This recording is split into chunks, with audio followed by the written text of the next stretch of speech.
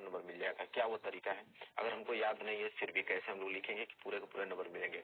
देखिए, सबसे पहले हमें करना क्या है कि इसको मैं साइड करता हूँ। ये है बोर्ड एग्जाम की कॉपी, ये एकदम सेम बोर्ड एग्जाम की कॉपी ऐसे ही मिलेगी आपको। सबसे पहले लिखना है आंसर टू क्वेश्चन नंबर, ठीक है। आंसर टू क्वेश्चन नंबर यहाँ पे आप लोगों को इस तरह हेडिंग बना के लिख देना है। अब हम लोग पेपर अपना लेंगे, ठीक है, और पेपर से हम लोग देखते हैं कि सेंट्रल आइडिया कैसे लिखेंगे। तो मैं आप देखोगे सबसे मेन पॉइंट, तो सेंट्रल आइडिया जो कर रहे हैं उसका नाम, तो उसका नाम तो आपको दिया ही रहेगा इसमें। तो एक ट्रिक तो तुरंत काम कर गई कि जो चीज आपको खुद इसमें लिखा हुआ मिलेगा, ठीक है, कि किसका आप सेंट्रल आइडिया लिख रहे हो उसका नाम आपको दिया रहेगा। और एक ट्रिक बस और अपनानी है, बस 2 ही ट्रिक से पूरा हो जाएगा।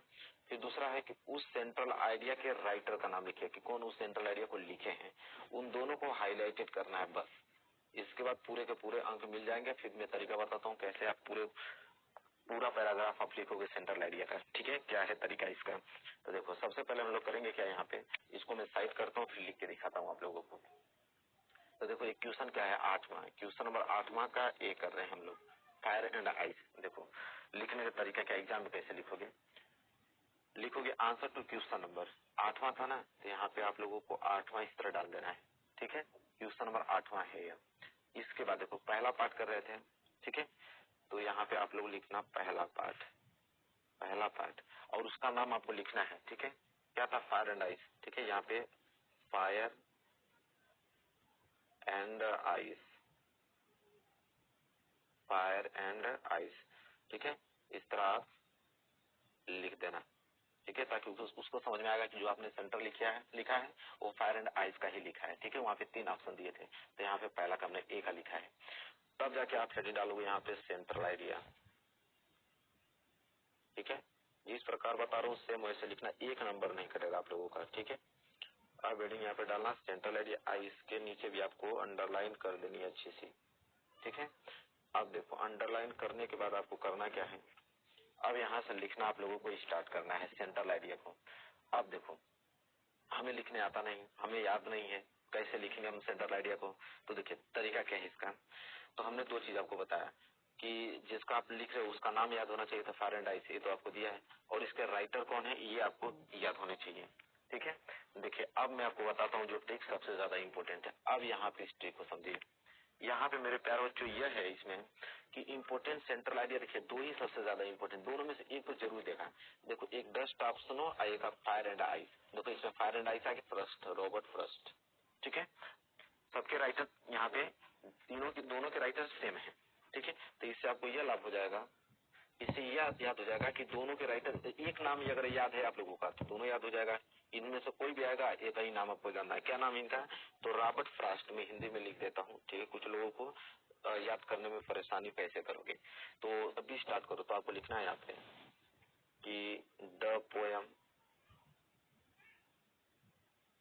देखो द पोयम, इसके बाद अब आप लोगों को इसका नाम लिखना है फायर एंड आइस, ठीक है। अब यही तरीका आप लोगों का जो सबसे ज्यादा अंक दिलाएगा, इसी 2 चीज को नंबर देके एग्जामिनर देता है।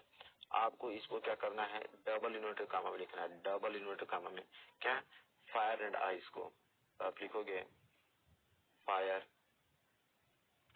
And ice. देखिए इनके द्वारा लिखा गया है तो रॉबर्ट फ्रॉस्ट।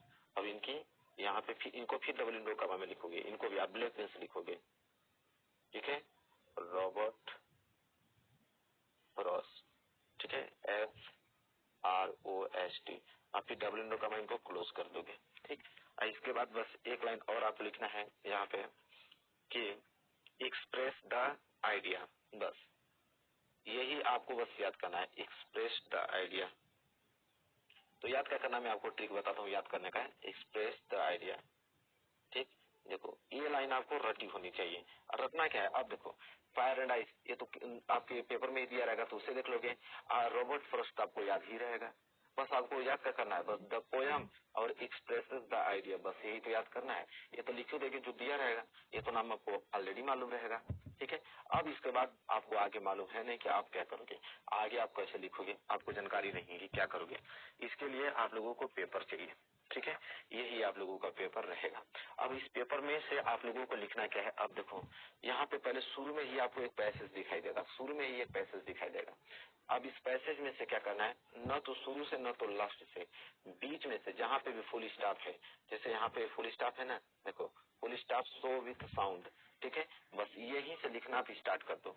यहाँ से लेकर, देखिए बता देता हूँ, यहाँ से लेकर और कम से कम तुम यहाँ तक लिख देना, यहाँ से स्टार्ट करना और वीक तक लिख देना, वीक तक, ठीक है। बस जैसे यहाँ पे लिखोगे तो यहाँ पे पहली लाइन, ये भी लाइन फिलअप हो जाएगी, ठीक है, ये भी लाइन इसमें आ जाएगा उतना वर्ड में, और ये भी उतना वर्ड में आप लोगों का आ जाएगा। मैं आपको बता रहा हूँ, बताऊंगा अभी जस्ट के नंबर कैसे मिलता है, ये भी आप लोगों का लाइन पूरा हो जाएगा और एक लाइन ये भी हो जाएगा। जब इतना लाइन तुम लोग लिख दोगे तभी एग्जामिनर देखो, एग्जामिनर आप लोगों को क्या करता है, तीन तरीका होता है एग्जामिनर को कॉपी चेक करने का। पहला कि वो देखेगा कि आपने यह आंसर किस प्रकार लिखा है, कि आंसर टू क्वेश्चन नंबर आपने सही से डाला है, उसको केयर करेगा। फिर आपने इन तीनों में से पहला किया, उसको केयर करेगा। आपने हेडिंग सही से डाले इसने, उसको केयर करेगा। और सेंट्रल आइडिया, और जब सेंट्रल आइडिया में चेक करेगा तो बस मात्र एक चीज को देखेगा, दो ही चीज को देखा है कि किस चैप्टर का लिखा है, उसका नाम है कि 100% गारंटी है। जिनको याद नहीं है उसको कह रहा हूँ, ठीक है, और जिनको याद रहेगा तो सही से ही लिखेंगे। ये उनके लिए ट्रिक है मेरे प्यार बच्चों, कि जिनको एग्जाम में याद नहीं है, ताकि जिनको याद है अगर एग्जाम में भूल जा रहे हैं तो वो ट्रिक अपना सकते हैं, और जिनको बिल्कुल नहीं याद है तो उसके लिए भी यही ट्रिक मैं बताया हूँ, उसी के लिए तो ट्रिक बताया हूँ कि जिनको कुछ नहीं आता है वो इस तरह लिख के 3 नंबर ले जाएंगे। आई होप आपको क्लियर हो गया होगा मेरे प्यार बच्चों। वीडियो पसंद आए तो जरूर शेयर कीजिएगा, इस वीडियो को लाइक कर दो, चैनल पर ना तो जरूर चैनल को सब्सक्राइब करके बेल